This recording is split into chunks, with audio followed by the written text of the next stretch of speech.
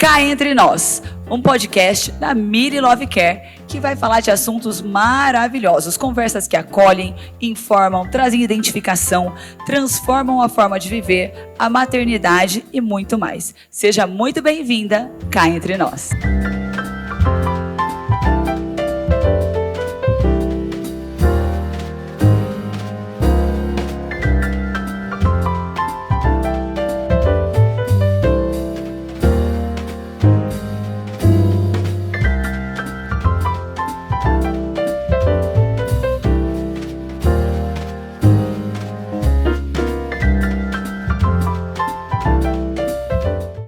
Oferecimento Mili Love Care, linha dedicada ao cuidado materno e infantil, presente em diferentes momentos da jornada entre mães, bebês e família.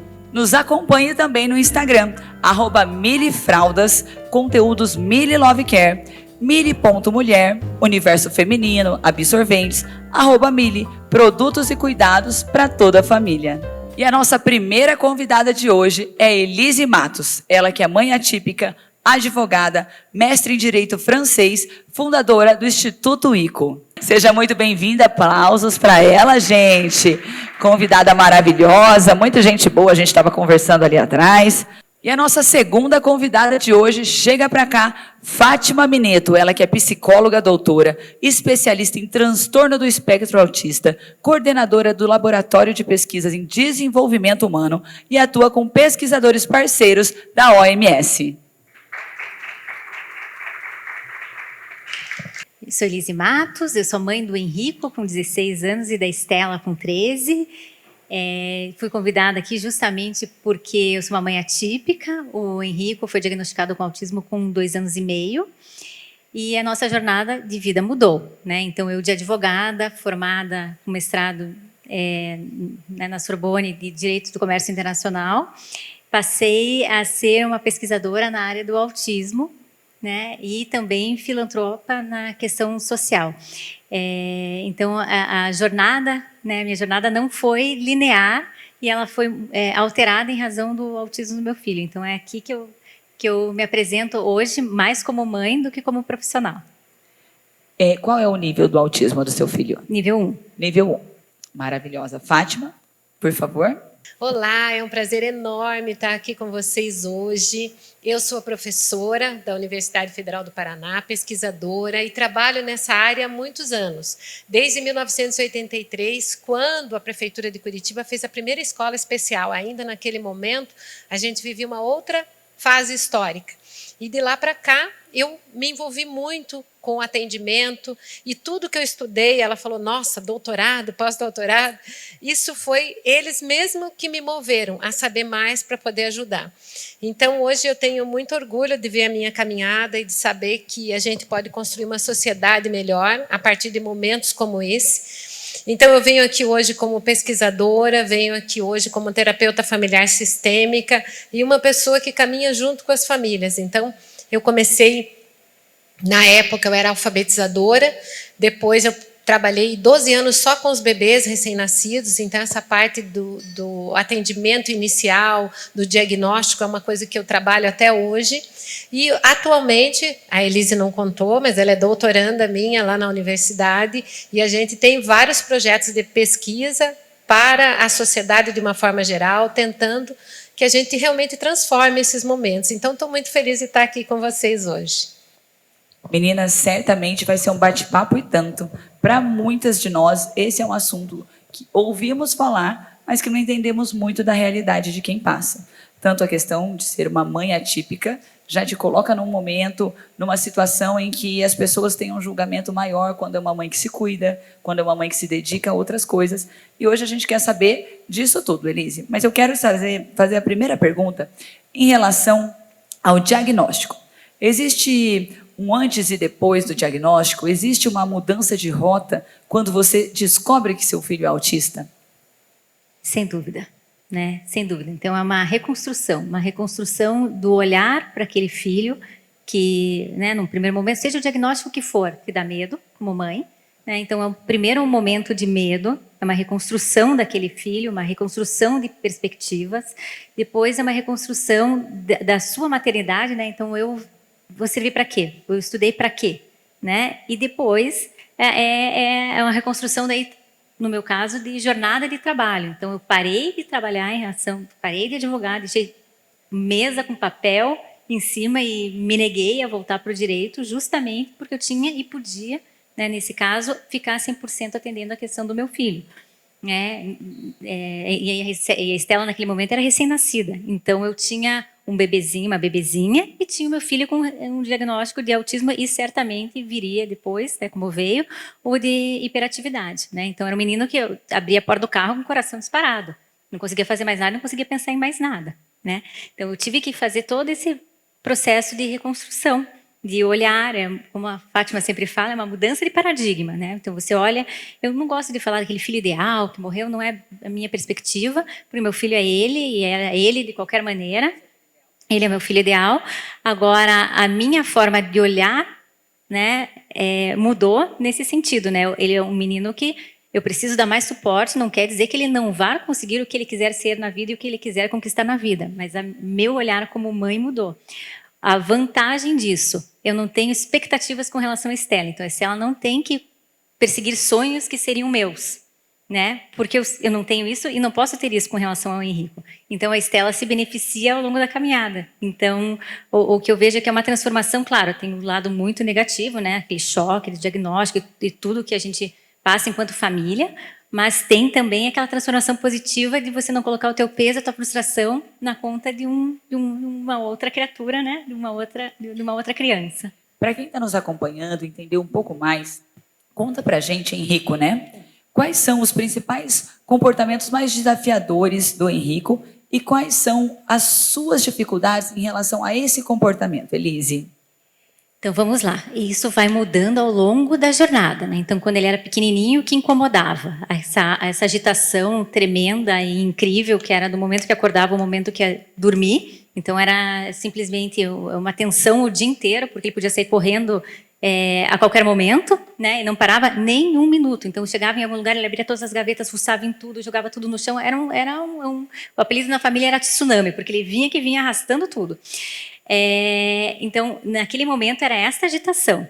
Ele foi crescendo, foi amadurecendo, a agitação foi sendo mais controlada, até porque ele passa por um processo terapêutico bastante, né, potente, e aí vão vindo as outras questões. Então, o comportamento é repetitivo, os interesses rígidos, né? Então, só placas, né? Andava com o carro cheio de placa, ele ia colando placa em tudo quanto é porta, tinha que parar o carro para ele colocar a porta no portão de uma pessoa que eu nem conhecia. Então, você vai se adaptando, né? Os desafios vão se adaptando à medida. Hoje, que é o menino que está no segundo, né, no ensino médio, qual que é o desafio? O desafio é a sociabilização. Os adolescentes, eles não querem jogar, não sei, eletrônico, eles não querem brincar, né? O que eles querem fazer é conversar, namorar, e esse é um desafio para ele, né? Então, os desafios da maternidade atípica, não que a outra maternidade não tenha os seus enormes desafios, mas vão sendo pautados no momento em que do caminhar dentro do diagnóstico. Então, os meus desafios hoje com o Henrico são pautados nesse momento. Então, qual que é esse momento dele? É o momento que ele diz que eu quero ir para a faculdade e a gente olha e diz, tá, mas falta bastante. Então, eu tenho que trabalhar mais. Né? O que a gente pode fazer para dar suporte para ele alcançar esse sonho dele de ir para a faculdade e ser jornalista, por exemplo. Né? Então, eu quero uma namorada. É bom, pode achar que eu vou achar essa namorada. Ele vai ter que ter instrumentos, né? Olha, você não acha que é uma boa ideia? Se nós pudéssemos escolher, a Nora já pensou, deixa que eu escolho para você. Ó, do jeito que eu gosto. Então, ele tem essa... Ele falou, eu quero uma namorada. Eu falei, puxa, que bom, né? E ele falou assim, eu quero uma namorada. Eu falei, valuta, né? Você vai ter que falar, filho, isso é uma coisa... Então, assim, como que o menino com dificuldades de comunicação social vai entender o sim que é o não, ou o não que é o sim? Como que ele vai entender o olhar, né? Como, e ainda mais hoje, que a gente tem que cuidar bastante, né, com as abordagens. Então, como que ele vai entender e navegar nesse mundo de conversas mais profundas, né, de extravasar sentimentos. Então, hoje, meu desafio é muito diferente do desafio que você me perguntasse a Elise lá com o filho de 3 anos, com um recém-diagnóstico de autismo e correndo como uma louca atrás do menino. Cada fase e cada filho traz os seus próprios desafios. Na Bíblia até está isso, né, gente? Que amanhã terão suas próprias angústias e preocupações. Viva as de hoje. Então, com os filhos, eu acho que é a mesma coisa. Cada fase da maternidade, ela traz suas angústias, medos, preocupações, e na maternidade atípica, todas essas, né? Antes de falar mais sobre o Henrico, sobre o volume de terapias e a sua dedicação, eu queria perguntar para a Fátima. Fátima, hoje a gente ouve com muita frequência falar sobre crianças autistas. Você acha que o número de crianças autistas aumentou ou que elas não eram diagnosticadas? Fátima, conta um pouco mais do seu embasamento científico sobre isso. Então, lá em 83, quando eu comecei na pré-história, a gente entendia que o autismo era aquele quadro bem clássico. Tinha que ter estereotipia, tinha que estar com algum objeto sendo rodado, mesmo que ele não fosse, que tivesse uma desregulação muito grande de comportamento. Por isso, as pessoas autistas eram muito poucas e a maioria, grande maioria absoluta, eram meninos. E nessa época a gente tinha o autismo para os meninos e a síndrome de Rett para as meninas. Com a mudança do DSM-5, e é aí que o salto começa, mudaram os critérios de diagnóstico. E a mudança desses critérios fizeram que todos nós, não só os cientistas, mas a sociedade como um todo, começasse a perceber que existia um grande grupo de pessoas com as mesmas características neurológicas que funcionavam diferente da maioria das pessoas. Ou hoje já nem tanta maioria, porque a gente já tem uma incidência muito grande a partir dos diagnósticos. Inclusive percebendo que meninas poderiam ter o diagnóstico de autismo, mesmo que a característica não fosse exatamente igual à de um menino. Mas a grande maioria ainda diagnosticada são meninos. Então, o que a gente acredita? Que melhorou o olhar da ciência em relação ao comportamento, e isso fez com que a gente tivesse uma incidência maior de diagnósticos. A própria condição de ter maior número de diagnósticos exigiu uma resposta de mais pesquisas, e quanto mais a gente pesquisa, mais coisas nós vamos encontrando. E isso, de alguma forma, faz com que, ainda mais com a mídia social, que todo mundo comece a falar mais desse assunto. Então, eu diria isso. Há uns anos atrás, quando eu dava aula, eu dizia para vocês que a síndrome genética mais frequente era a síndrome de Down, que a gente tinha 1 para cada 700 nascidos vivos. Porque muitas crianças com a síndrome de Down, elas abortam, né? A gravidez não continua, porque o próprio organismo reconhece a alteração genética. Hoje em dia, a gente já sabe que não é mais a síndrome de Down. Até porque o autismo passou a ser entendido como uma condição genética neurodivergente. Então, hoje o autismo é a condição genética mais frequente. E a síndrome de Down, ainda na literatura, é a segunda mais frequente. Quando a gente tem alguma outra síndrome, que a gente chama de rara, é porque é muito baixa a incidência. Muito baixa. Eu preciso de muitos nascimentos para aparecer algum caso. Não sei se eu respondi, mas... Sim, sim. E Fátima, ao longo de toda a sua jornada, né, você que é uma desbravadora do espectro autista, provavelmente você já acompanhou muitas mães recebendo essa notícia do diagnóstico. Qual é a primeira preocupação das mães ao descobrir que o seu filho é autista?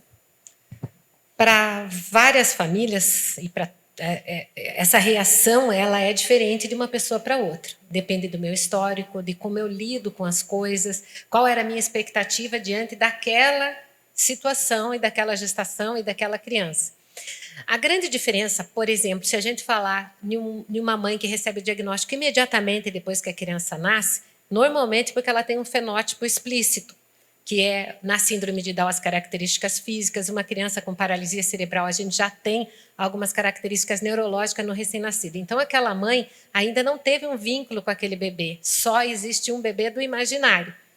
O que acontece na maioria das crianças de mães de crianças autistas é que nós temos um vínculo inicial já estabelecido, porque esse nenê ele nasceu fisicamente perfeito.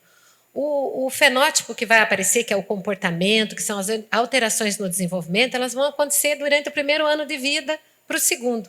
Então, essa mãe já fez algum vínculo com essa criança. De alguma forma, para nós que estudamos, é um outro tipo de relação. Então, em um primeiro momento, a pergunta das mães é: o que é que eu posso fazer para tirar, naturalmente. O que é que eu posso fazer? Enquanto está cedo, ainda adianta fazer um tratamento, porque há uns meses atrás, há 1 ano atrás, essa criança não tinha nada para essa mãe. Então, já existia esse filho que estava correndo pela casa, descendo correndo do carro, só que isso não era um diagnóstico.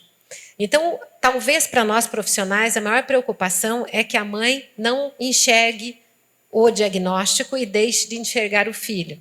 Então, vocês viram na fala da Elise, ela diz assim, ele é meu filho ideal. Hoje ele é o filho ideal dela. Mas, provavelmente, por alguns instantes, houve um estranhamento entre o filho real que ela já amava, que estava ali, que ela tinha humanhez, né, aquele cuidado, com um diagnóstico que chega. Então, o que mais assusta, eu penso que na hora que o diagnóstico descola a criança, né, que é o filho dela, para aquele algo estranho que é um diagnóstico. Então, um trabalho nosso, enquanto sociedade, é dar um respaldo para cada mãe passar por essa etapa do seu jeito. Não existe uma norma. Cada mãe vai reagir de um jeito. Então, tem mães que são mais reativas, tem outras que vão ficar um tempo meio paralisada, e tá bom, é dentro do espaço dela. Existem as famílias que não aceitam o diagnóstico, eu que não desacreditam? gosto da palavra aceitar, porque eu vou contar para vocês. Da palavra o quê? Aceitar. Aceitar. Então, gente, me corrige, Fátima, fique à vontade para me corrigir. Isso daí é coisa de doutor. Eu vou dizer por quê. Gente, eu vou fazer 63 anos na segunda-feira. Pergunte se eu aceito isso. Não. Mas eu entendo que faz parte do desenvolvimento, que tem um monte de mulher com 63 e que vocês vão chegar nos 63. Isso me acalma. E a gente quer chegar igual você, né? Opa! Não, mas o que eu quero dizer... O pessoal já está marcando do Botox, né, gente? Agora que ela falou isso, deu uma ligeira desesperadora aqui, vai. Ela não faz? Não, eu sou alérgica ao Botox. Então, não gostei dela. Não tenho nenhuma plástica. Parei de gostar dela agora, gente. Brincadeira, doutora, vamos lá. Mas vamos entender assim, quando eu falo aceitar, é resignar. Não tenho mais nada para fazer. Quando eu digo eu entendo, então escutem a fala da Elise. Ela entendeu o que o filho tinha e vamos atrás do que a gente pode fazer por ele. Isso é sonhar novos sonhos. Vocês entendem? Eu não posso. Quando eu fiz 60 anos, eu falei, vou fazer 60 anos, o que eu vou fazer de legal? Eu vou surfar, comecei a surfar, vou pilotar, comecei a pilotar uma moto, uma Harley maravilhosa. Ou seja, eu não vou me resignar, porque eu fiz 60, mesmo a minha mãe dizendo que eu não uso roupa da minha idade, que eu tenho que fazer. Então, a mesma coisa a família passa. Na verdade, acho que todos nós passamos diante de qualquer situação de frustração. A diferença é que um filho é para a vida toda e é a nossa maior produção. Então, o que a gente faz quando quebra uma unha? Que raiva, culpa de alguém. E esse processo é natural para qualquer outra coisa. A diferença é que uma unha é só uma unha, vai crescer, e um filho é para o resto da vida. Então, o processo individual de cada um é o mesmo. Então, se eu tenho uma família que me dá uma rede de apoio boa, eu vou passar melhor por isso. Se eu tenho fé, de qualquer forma que ela seja, também eu vou ter uma resiliência maior. Então, nós temos vários estudos, principalmente com Portugal, lá na universidade, desse impacto do diagnóstico. Então, existe uma idealização, quando a gente vai sonhar em ter um filho, mesmo que ele não exista, uma mãe que não tem filho, um pai que não tem filho, uma pessoa que vai ter um filho, ela sonha, ela já tem até um nome, que ela grava aquele nome para assim. Então, já existe no imaginário. Quando a gente tem um filho real, e vamos pensar que eu tivesse um olho verde lindo que nem o da Elise, daí a filha não vem de olho verde, vem com a cara da sogra. Você entende que a gente vai passar um processo de se acomodar natural. E o que acontece quando vem um diagnóstico, principalmente de uma criança que já estava correndo pela casa, é um estranhamento, em um primeiro momento, com aquilo, natural, e depois esse reidealizar, que é o que a gente chama na literatura, ele vai muito da rede de apoio. Porque o que acontece? Se a gente começa, enquanto sociedade, cobrar demais, ou ela ainda está querendo que esse filho seja ainda como ela imaginava e não conseguiu entender o processo de desenvolvimento, os pais se tornam o que a gente chama de funcional. Levo mais na fono, levo mais na físio, e não permito que essa criança seja o que ela é. E que ela se desenvolva dentro das condições dela. Porque não existe não se desenvolver. Existe desenvolver pouco, porque tem pouco estímulo ou não está adequado. E existe um processo de desenvolvimento bom para cada um à medida que ele pode ser como ele é. Então, os pais que conseguem reidealizar, eles passam a ter outros sonhos e permitir que o seu filho seja exatamente o que ele é. Nossa, Fátima, isso a gente está falando sobre o espectro autista, mas isso tem a ver com todas as características dos nossos filhos, né? Nem sempre o que a gente idealiza é o que acontece. Na verdade, a maternidade é a maior capacitadora de administração de frustrações, né? De entender o que eu vou fazer com o que eu imaginava e o que veio. Eu quero te perguntar um pouco mais em relação à evolução da sociedade, o comportamento da sociedade perante as pessoas autistas. Mas antes, Elise, eu queria saber, em relação a você que tem um filho mais velho autista e uma menina mais jovem, qual é o maior desafio de administrar duas fases diferentes, né? Em geral, a gente ouve que o filho que tem menos atenção dos pais, muitas vezes demanda mais. Como são essas demandas na sua casa e como fica o seu sentimento de culpa, ou ele não existe? Como que você dá significado a tudo isso? É uma pergunta bastante difícil, né? O que eu falei recentemente para uma pessoa no meu convívio é que meu sentimento é que eu tenho 2 filhos únicos. Né? Não no sentido de... 2 filhos?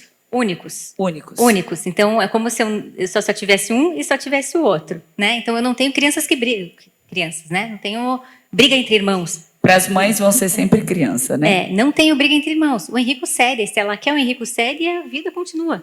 Então, esses dias eu até falei para ela, né? Que ela queria ir num passeio com as amigas e o Henrico, que nunca pede nada, disse, eu quero ir junto. E ela me disse, mas eu vou com as minhas amigas, ele que vá com os amigos dele. Eu chamei ela num canto e disse, quem são? Ela ficou quieta. Eu falei, quem são os amigos que vão convidá-lo para ir nesse lugar que você está indo? Né? Ele não quer ir com você. Assim, não vai ficar com as tuas amigas, mas ele quer ir junto. Né? Deixa ele ir junto. E ela, acho que ninguém vai chamar, melhor ele ir comigo. Olha. Né? Mas aí eu comecei a perceber que eu falei, eu estou criando 2 filhos como se fossem filhos únicos. Né? Então agora eu fiz todo um movimento, eu consegui finalmente enxergar isso e entender esse processo. Eu falei, não, agora eles vão fazer coisas juntos, mesmo ela reclamando. Né? Não, porque eu não... Teu irmão, veja, Estela, um irmão mais velho estaria te batendo. Né? Se o teu irmão, né, temperatura, né, temperatura e pressão regulares, ele estaria te batendo. Ele não estaria aqui pedindo para te dar um beijo, ele ia te dar um tabefe. Esse é o convívio de irmãos, né? E que é natural. Eu vivia brigando com meu irmão, amo meu irmão e minha irmã, mas o meu irmão vivia brigando e apanhando, mais novo. Então, esse que é o convívio natural que eles não têm, porque ele cede.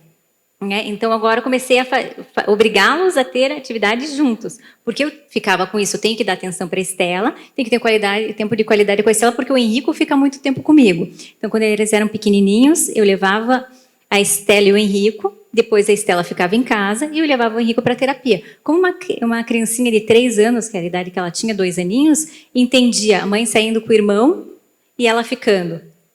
Então, ela entendia que ela sempre estava de fora da brincadeira. Né? Percebi isso e fiz uma alteração de rotina. Então, quando de manhã, ela passou a ir na escola de tarde, porque de manhã ele ia, eu ficava de manhã com ela, e de tarde ele ia para as terapias e ela estava na escola, ela não tinha percepção de que ela ficava sozinha. Né? E aí eu fui fazendo essas alterações, mas até então eu não tinha percebido que eu estava criando 2 indivíduos como se fossem filhos únicos e não tivesse, né, ali a irmandade, as brigas, as questões. Então, hoje, a minha postura é, vão fazer junto, queira você ou não. Né? Se não quiser fazer junto, vocês não vão fazer. Legal. E como eu comentei no começo, muitas vezes, quando a mãe está se cuidando, né? No episódio anterior, a gente falou sobre o cuidado da mulher, sobre fazermos coisas além da maternidade.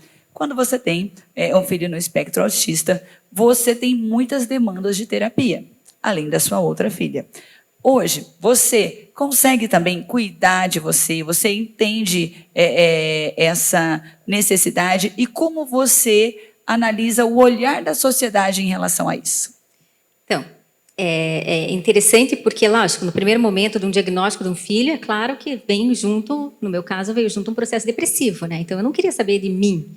Né? Eu queria saber do Henrico ter uma vida com qualidade de vida, ser o máximo possível ter o máximo possível de autonomia, não ser dependente, né, de alguém. O foco era ele. O foco era ele. Nesse processo, é claro que como veio a depressão, eu fui obrigada a me cuidar. E aí eu fui obrigada a entender que tudo bem, né, eu tenho um filho que eu tenho que me dedicar e dar suporte a ele, diferente do que eu tenho que dar suporte para minha filha, mas para tudo funcionar eu tenho que me cuidar. Então eu estabeleci algumas rotinas que eu já tinha, né? Então, fazer um exercício, enquanto ele estava na escola, a Estela um pouco em casa, eu ia lá fazer exercício, me cuidava. E uma atividade que eu nunca deixei de fazer, viajar ou sozinha, ou com uma amiga, ou com amigas, né? Então, eu nunca deixei de fazer isso. Desde que eu casei, desde o primeiro ano de casamento, eu sempre viajei uma vez por ano com uma amiga, ou sozinha, ou entre grupos de amigas. Então, isso eu retomei. Né? Então, retomei fazendo coisas que me davam prazer. Né? Então, me davam prazer. E aí, isso vem com o processo, junto com o processo terapêutico, então foi toda uma reconstrução, dizer, não, agora é meu horário, né? E agora, filhos adolescentes, é claro que eu tenho mais tempo para mim, né? Uhum. Então, é claro que agora eu consigo me cuidar mais, né? Ter um olhar, voltei a estudar, né? Então... Sem dúvida, isso favorece muito você, a família, o meio, né? Você pode dar essa dica para as mães, né? Do que você faz para se cuidar e para estar bem para os seus filhos? A primeira coisa é dizer não, né? Quando eu não atividades diversas ou atividades que não vão agregar para mim, eu com 47 anos eu digo não, e não vou, e não quero, e tá bom. Ou quando os filhos demandam, né, principalmente a Estela, que demanda bastante, né? Ela me demanda assim, eu não quero, eu digo não, filha, vamos ficar em casa, não tem que ter programa toda hora, eu quero ficar em casa no silêncio, vamos ficar em casa no silêncio, porque isso é bom, porque o ócio é criativo. Então, vamos aprender a apreciar, né, o ficar em casa sem 1000 atividades. Então, isso para mim foi uma retomada do meu eu, né? E que eu fui construindo daí ao longo desse processo. Então, hoje, a minha maior dica é, não quer fazer? Diga não e está tudo bem, né? É uma pena que às vezes a gente demora um certo tempo, né, Fátima? Pode falar. Eu queria falar para vocês que eu falo como mãe, né? Eu sou mãe de 38 e 34 anos. E, 2 crianças, né, Fátima? 2 meninas, né? E eu digo para vocês que a maternidade, ela transforma. Mas, ao mesmo tempo, nasce uma outra parte da mulher que a gente sonhou em ser mãe, mas na hora que isso acontece, tudo muda. Tudo muda. Né? E a gente se culpa de sair trabalhar. Eu sempre trabalhei menos horas enquanto elas eram pequenas. Estudar psicologia faz a gente ficar meio neurótica, né? Então eu queria ser mãe. De manhã eu ia no parquinho, levava na areia, aquelas coisas que todo mundo faz. Mesmo assim, a gente vai com um pouco de culpa. Quando uma mãe tem um filho com alguma deficiência, alguma coisa naquela programação dela ser mãe também balança, que é o medo de não saber o que fazer. Então, quando a Elise disse, eu parei com tudo e fui salvar o meu filho, fazer o melhor por ele, com certeza a Elise mulher sumiu. E esse é um processo natural para todas nós. Mas no caso de um filho com alguma condição, automaticamente a nossa sensação de proteção, de lutar, e até uma expectativa da própria sociedade que você abra a mão de você para a criança. E o que a gente sempre diz para as mães, que eu acho isso muito importante, que se ela adoecer, eu dou o exemplo do avião. A gente senta no avião e diz, máscaras de oxigênio cairão automaticamente. Põe primeiro em você e depois na criança. Eu sempre achei isso normal até o dia que eu entrei com a minha filha pequenininha no avião. Como que eu vou pôr a máscara em mim primeiro e não pôr nela? Se eu morro, ela não sobrevive sem mim. Se eu adoeço, ela não vai poder viver bem. Então, o nosso trabalho com as mães, principalmente com as mães e com os pais, é dizer que se a família adoece, por causa do diagnóstico, se a mãe deixa de viver e se desenvolver, o conceito hoje de desenvolvimento é ao longo do ciclo vital. Vocês estão aqui hoje em desenvolvimento, nós estamos aqui em desenvolvimento.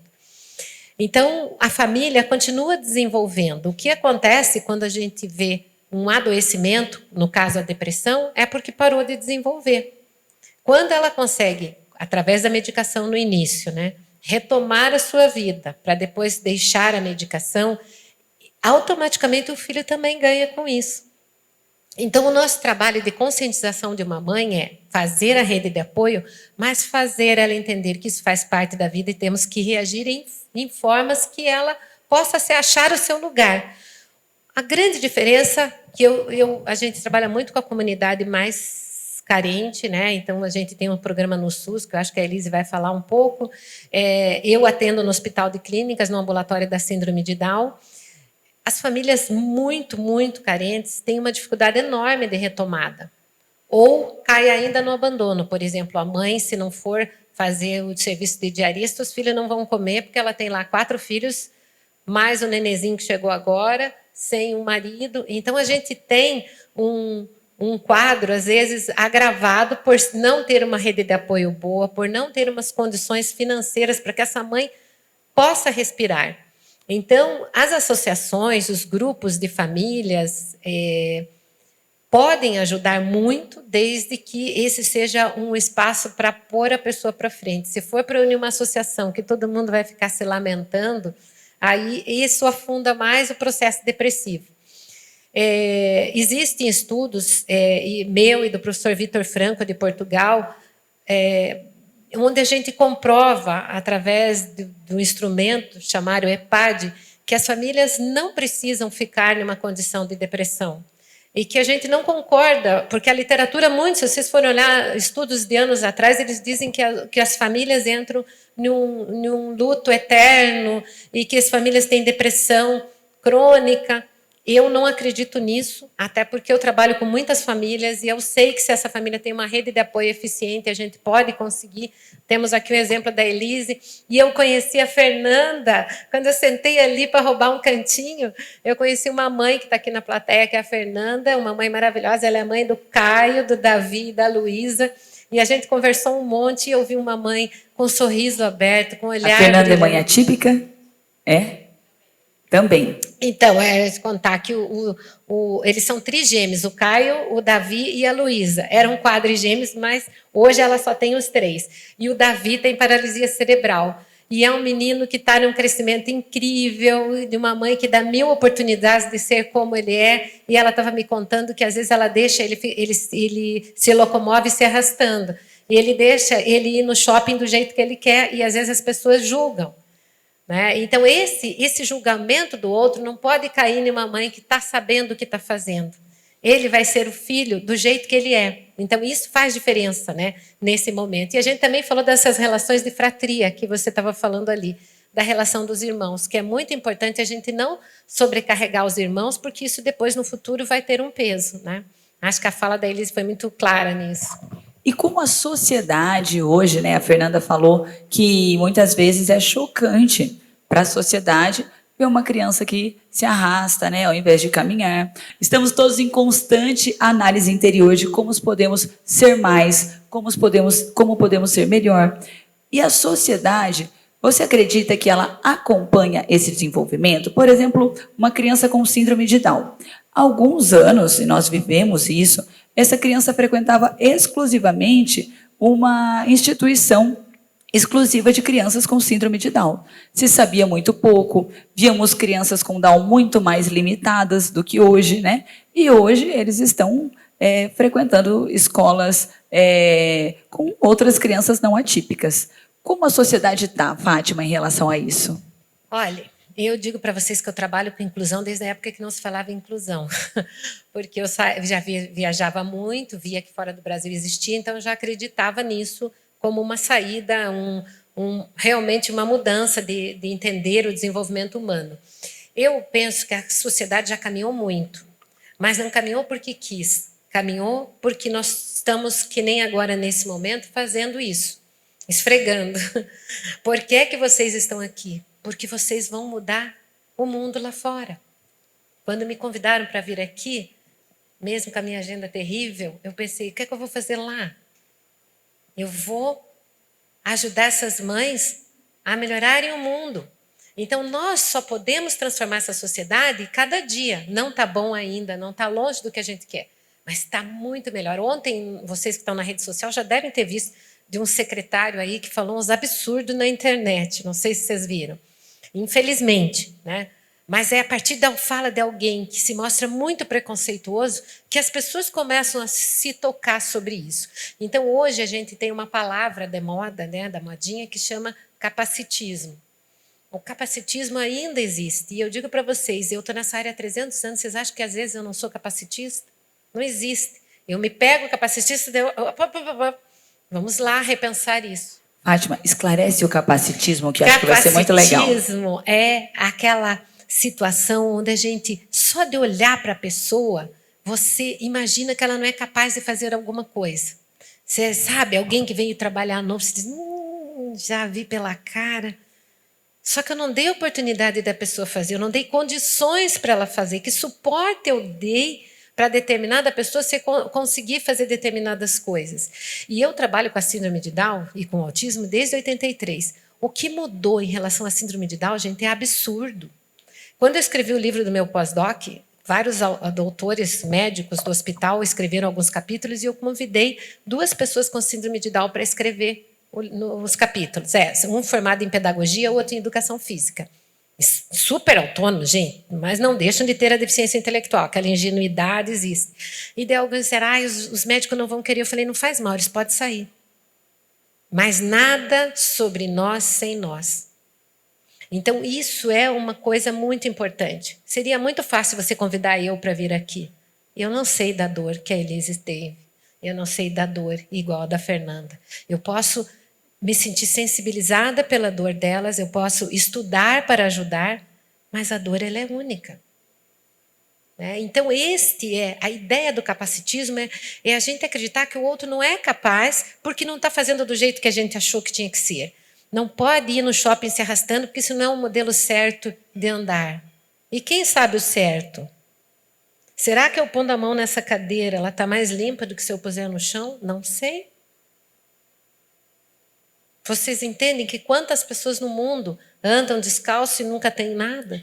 Então, julgar uma mãe é uma coisa absurdamente covarde, na minha opinião, em alguns momentos. Fátima, e infelizmente esse julgamento, em geral, vem de mães para as mães. É muito pequeno a gente analisar que o certo é o nosso ponto de vista. Isso é na questão política, religiosa, no seu estilo de maternidade, no seu conceito de criação do que é certo. E se vocês pudessem, tanto Fátima, vocês duas, gostaria que vocês falassem de como nós, que estamos aqui, ouvindo esse podcast, como nós poderíamos ser melhores em relação a uma família atípica. É claro que o não ser capacitismo é o primeiro caminho, o não julgamento, mas que tipo de comportamento machuca uma mãe com um filho atípico, com um filho com autismo, um filho com síndrome de Down, e qual comportamento surpreende, motiva, naturaliza a situação?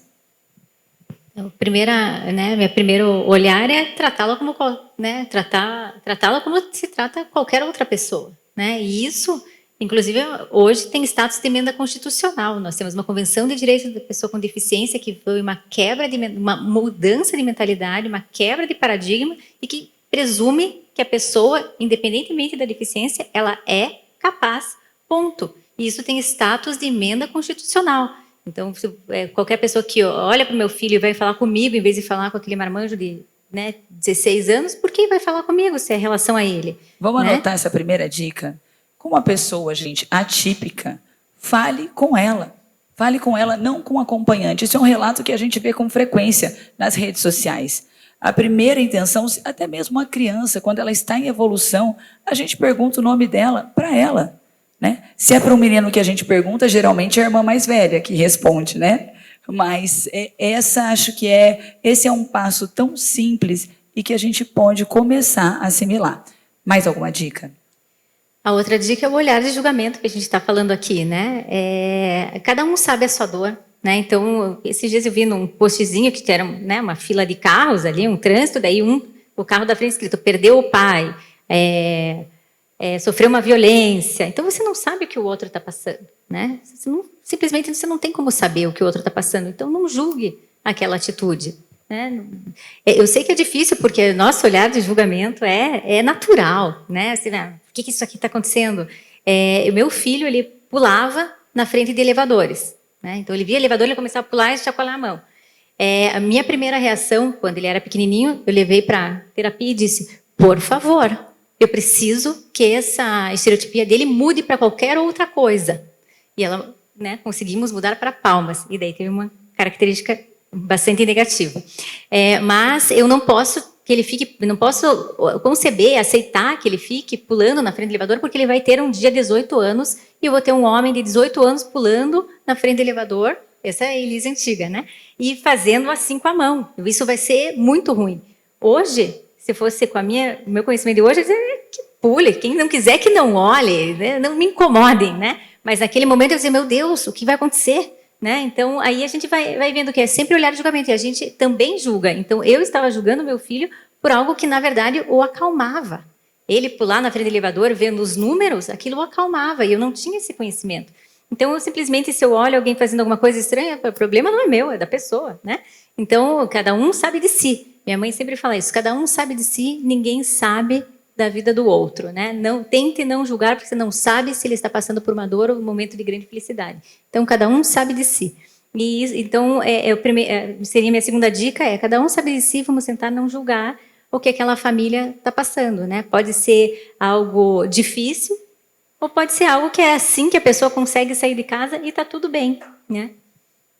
Legal. Fátima, alguma observação? Olha, eu diria para vocês o que a gente faria para qualquer pessoa com deficiência, por exemplo. Eu não posso chegar lá querendo ajudar ou com pena. Aí são duas coisas que, para mim, assim, eu tenho que ajudar se a pessoa precisar de ajuda, eu pedir de ajuda. Se uma mãe está chorando ou está nervosa, você vai ouvir. Já é o suficiente ouvir. E se não é ouvir, pode perguntar: o que é que eu posso fazer para te ajudar?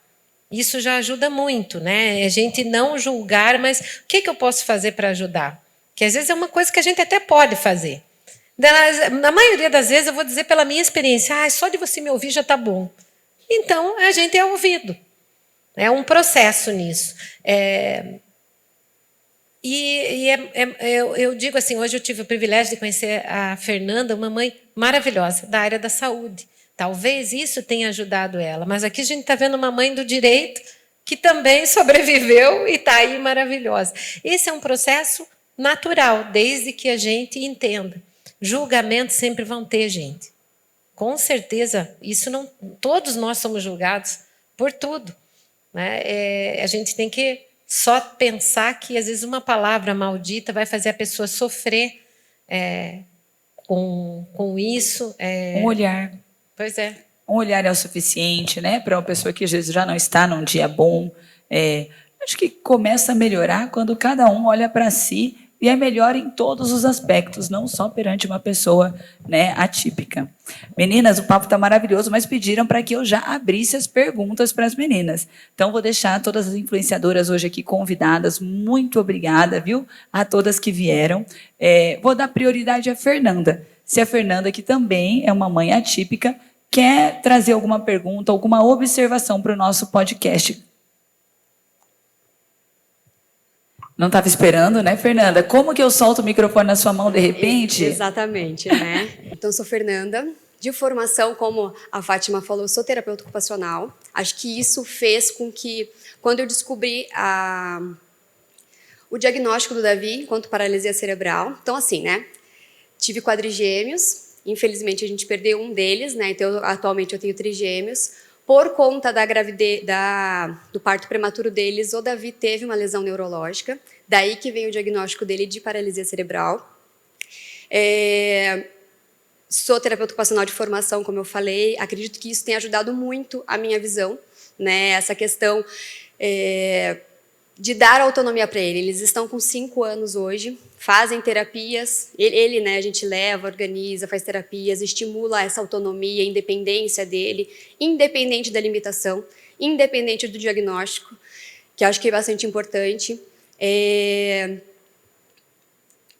Perdi o fio da meada, mas... Não? E fala pra gente um dos maiores desafios que você tem, Fernanda, no seu dia a dia. Atualmente, são as demandas mesmo de logística que a gente precisa, além, né, de todas essas coisas que a gente está falando, de crítica, julgamento, porque vem, como você falou, essa história que a Fátima relatou do Davi. Ele não se locomove como nós, de pé, andando, né? Nem com andador, ele se locomove com a cadeira de rodas, só de longas distâncias, porque o jeito dele de andar é se arrastando, e a gente deixa. Para onde ele vai? Tá dentro do shopping, tá na casa de alguém, tá no parque, tá no qualquer lugar, mercado, ele vai se locomovendo. E sim, esse comentário foi feito por uma mãe, uma mulher, uma senhora, acho que tinha até netos já. Você deve ser muito triste por ver o seu filho se arrastando dentro de um shopping. E no primeiro momento a gente fica com raiva, a gente fica assim, como, né?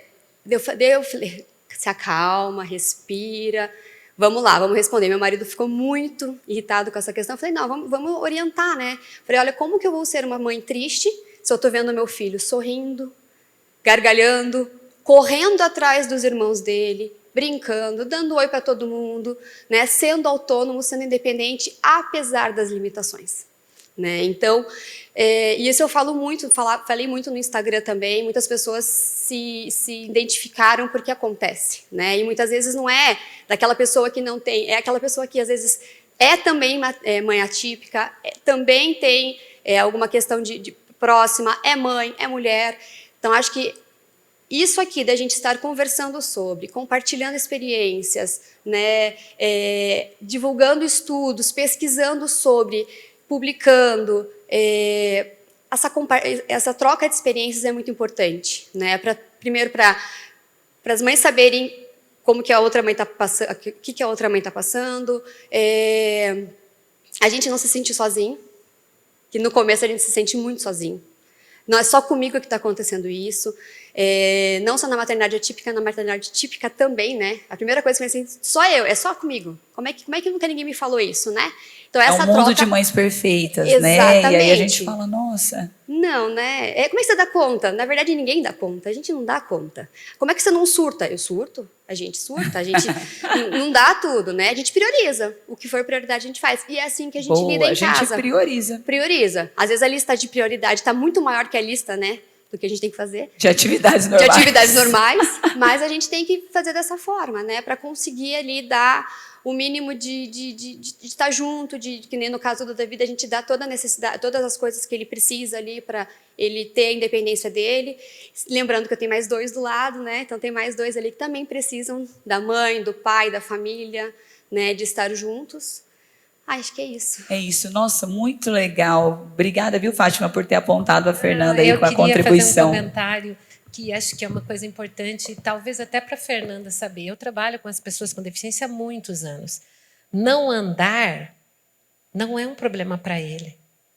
Não andar com as pernas, já se locomover, eles não têm essa visão que a gente tem de fora, do que é isso que eu quero dizer, não tenho medo de ter 63. É muito chato ficar velho, porque a gente não tem a energia que a gente tinha.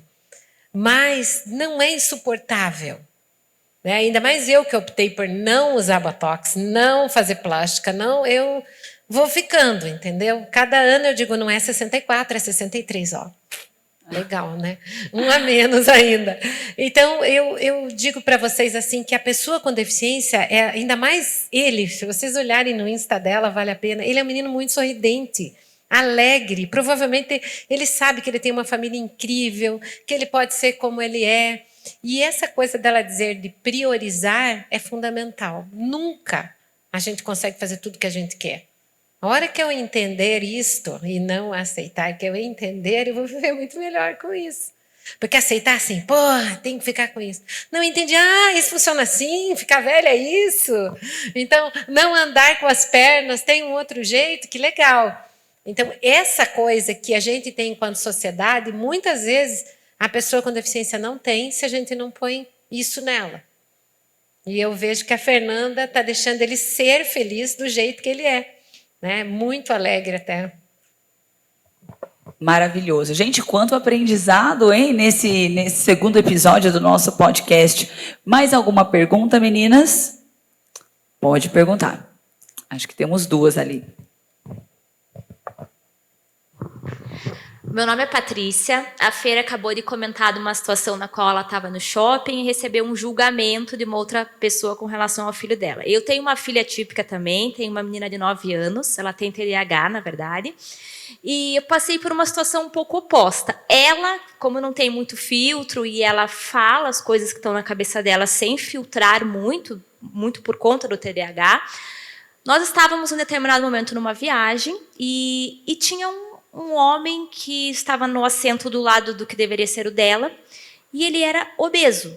E naquela situação, ela olhou, e nós estávamos ali, eu, meu marido, eu tenho 3 filhas, ela é a do meio, as outras meninas estavam junto, e ela falou, eu não vou sentar do lado desse gordão, porque eu não gosto de gordos. E eu e o meu marido, ela era pequena, devia ter uns 4 aninhos, hoje ela tem 9, e a gente se olhou assim, e ficamos constrangidos, pedimos desculpas para aquele senhor que estava ali, né? E na hora a gente ficou meio sem reação, sem saber o que fazer com ela. Passado esse momento, na hora que a gente estava saindo, esse senhor nos chamou e falou, olha, eu não quero me intrometer na forma como vocês educam a filha de vocês, mas não briguem com ela. Ela tá certa, eu sou um gordão mesmo. E aquilo chamou tanto a minha atenção, a maturidade com a qual ele lidou com uma condição que era dele, de fato, né? E ela, claro, a forma como ela falou foi uma forma talvez não adequada, mas infantil. Ela tem... Exato. Digamos que ela aos 4 anos foi infantil. Né? Por conta um pouco do TDAH, eu diria que apesar de fazer terapias semanais, ela ainda tem alguns lapsos assim de chamar gordos de gordão, enfim, coisas desse tipo, mas minha pergunta para vocês seria, será que naquele momento eu, enquanto mãe, fiz errado de corrigi-la? Eu deveria deixar, talvez, ela na condição dela de se expressar da forma como para ela é natural? O que vocês, enquanto profissionais, me guiariam assim com relação a esse ocorrido? Só antes de responder, meninas, só me conte, Elise, se o Henrico já te fez passar por alguma situação assim? Nem te conto. São várias. O sincericídio ali é presente 100% Então, antes de responder, conte uma situação que você já sentiu confundida. É básico, quando uma pessoa vai falar com ele, ele faz assim. Daí, aconteceu alguma coisa, você tá com bafo. Isso sim é o clássico. Henrico, você quer... Vai fazer você quer... Pegue para vovó, né? Pegue, vovó quer um café. Pegue lá para ela. Não quero pegar. Esse é o não que eu falo que eu vou chegar, né? Não quero fazer, estou bem aqui sentado. Ele fala assim, eu estou bem aqui sentado, não vou. Então, ele tem essa, vamos dizer... sinceridade. Eu não vejo uma torpeza, né? Então, não vejo ele falando mal de ninguém. Não tem uma maldade. Não vejo isso. Pelo contrário, eu acho que ele não enxerga, talvez, a maldade que a gente enxerga, né? Ele ficou de fora. É que eu estou falando. Eles não veem do jeito que a gente vê. Então, por exemplo, teve uma situação muito séria para mim, para meu marido, que teve uma festa de uma amiga dele que ele não foi convidado. Então, eu fiquei muito doída como mãe, né? Falei, nossa, todo mundo, até, né, sei lá, acho que todas as pessoas à minha volta tinham sido convidadas, menos o meu filho. Aquilo me doeu. Meu marido, então, eu acho que ele queria até tirar satisfações, né? Eu pensei, eu refleti, eu falei, não posso levar a minha dor para ele. Essa é a minha dor de mãe, né? Ele não me trouxe. Se ele me trouxer, eu tenho que tomar atitude, mas ele não me trouxe. Dormi uma noite, na segunda noite eu ainda com muita raiva, me veio algo na mente, falou, você pediu. Falei, eu fiquei meio assustada, falei, eu pedi? Aí eu lembrei as minhas orações, todas as noites. Eu peço para Deus livrar o meu filho e a minha filha de situações que não sejam boas para ele, tirar e livrá-los de qualquer lugar que não sejam lugares para serem bons e que sejam edificados. E que não sejam para ele estar lá. Então, eu peço essa proteção sempre, todos os dias, desde o dia do primeiro respiro de vida deles. Então, realmente foi meu pedido, atendido, né, por Deus, para ele não estar convidado e não estar naquela festa. Não sei o motivo, mas aquilo me trouxe uma felicidade. E aí eu fui conversar com o Henrico à noite, eu falei, então, Henrico, o que você, né, você quer fazer alguma coisa hoje e tal? Ele falou, tem festa da fulana. Eu falei assim, é? Eu perguntei, você quer ir? Ele, não, amanhã eu tenho treino de corrida. Ah, Então nem era para ele, né?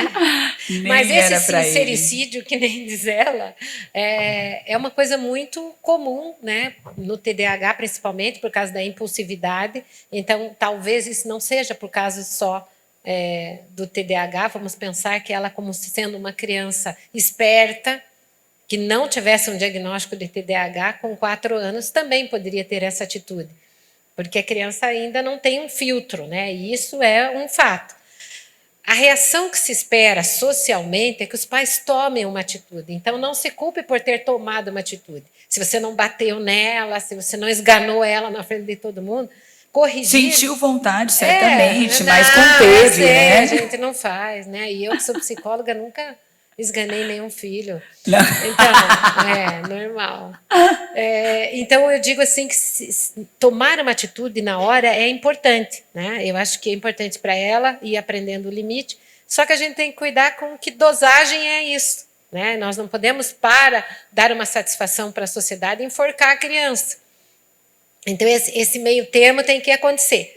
No caso, eu acho que a própria maturidade vai trazer melhoras, mas, independente disso, se realmente ela tem um diagnóstico, a questão da impulsividade, em um momento que ela vai estar mais estressada, pode até ser que isso aconteça, né? E aí a gente vai ter que, cada situação, ir lidando de um jeito. Então, não acho que vocês erraram enquanto pais se não houve uma agressão sobre ela. Mas uma correção a sociedade espera que aconteça. Socialmente, as pessoas esperam.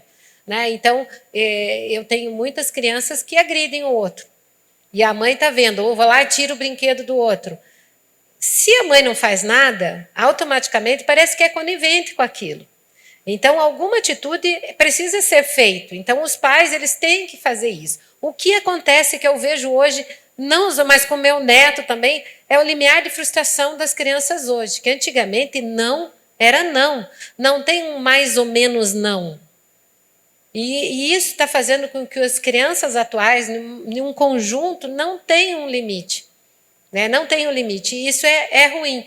Ontem eu estava em casa e eu vi uns gritos assim. Eu que entendo e conheço na rua, ali na frente do museu, eu moro na frente do Museu Oscar Niemeyer, eu já imaginei que era uma criança atípica.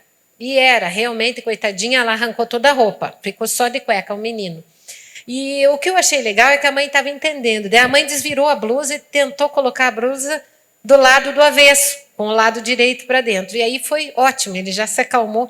Só que todo mundo que estava em volta, que fez aquele... Eu estava vendo de cima da janela, mais um pouco eu já ia descer para ajudar essa mãe. Porque os outros, olhando o comportamento da criança, não pensam que ele estava incomodado com o tecido, ou com o calor, ou sei lá o quê. Então, esse julgamento do outro não pode ultrapassar o limite da gente na hora que está como mãe, entendendo o que a criança precisa. Talvez tua filha precise de mais tempo que as outras pessoas para entender e ir aprendendo com a maturidade. Agora, TDAH é uma coisa que a gente vai melhorando com o tempo. Eu sou uma pessoa também diagnosticada com TDAH e está tudo bem. Vocês viram aqui que eu fiquei bem paradinha, não me mexi nada. Mas a gente aprende a lidar com essas limitações e entender que isso não me resume, que é isso que é o mais importante. Nada pode resumir a gente. A nossa essência, ela tem que ser aquilo que a gente quer construir. Meu Deus, que podcast, não? Miri Love Care arrasou nessas nossas convidadas aqui. Acho que o nosso tempo... Gente, o tempo finalizou. Eu posso abrir para mais uma pergunta? Quem pode me orientar? Fechou? Fechou? A gente queria responder... tem mais uma, gente. Eu ia falar que não, mas a Fátima manda mais que eu. Sei, então, minha aula está lá. Né? Fica à vontade, querida, para perguntar. Tudo bem? Prazer, eu sou a Gabriele Rodrigues, sou mãe do Mateu. O Mateu hoje tem 9 meses. Eu não sei se ele acaba se enquadrando como atípico, acho que não. Ele nasceu com uma fenda labial unilateral. Não pegou palato, não pegou nariz, não pegou nada do tipo. E voltando lá no início que a gente comentou sobre como lidar, né, como que é a reação de uma mãe, o Mateu não descobri na gravidez. Então, foi realmente uma surpresa quando ele nasceu, que a gente viu que ele tinha fenda. Para mim foi super tranquilo. Eu estava feliz só dele estar vivo, né, porque ele nasceu ali meio desacordadinho, então, só a hora que ele voltou, para mim já estava ótimo, nunca foi uma questão para a gente. Mas eu sempre me apeguei muito no... Tudo tem propósito. Então, até hoje, né, tudo na minha vida para mim tem propósito. E o Mateu, claro, veio com propósito. E eu só fui descobrir isso meses depois. Ele fez a cirurgia no início do ano agora, em janeiro, ele estava com 5 meses. E aí eu fiquei meio assim de postar, porque essas questões, tem muita gente que vê com olhares maldosos, né? Tá querendo se aproveitar da criança para engajamento e tudo mais. E nunca foi nesse sentido, tanto que eu tive muito medo de postar. Eu só fui postar realmente depois que ele já tinha feito a cirurgia, no dia que ele estava fazendo a cirurgia. E assim, serviu de informação para muita mãe.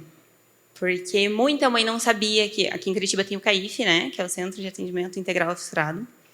Muita mãe não sabia que as crianças podem ter o tratamento, né, 100% ali pelo SUS.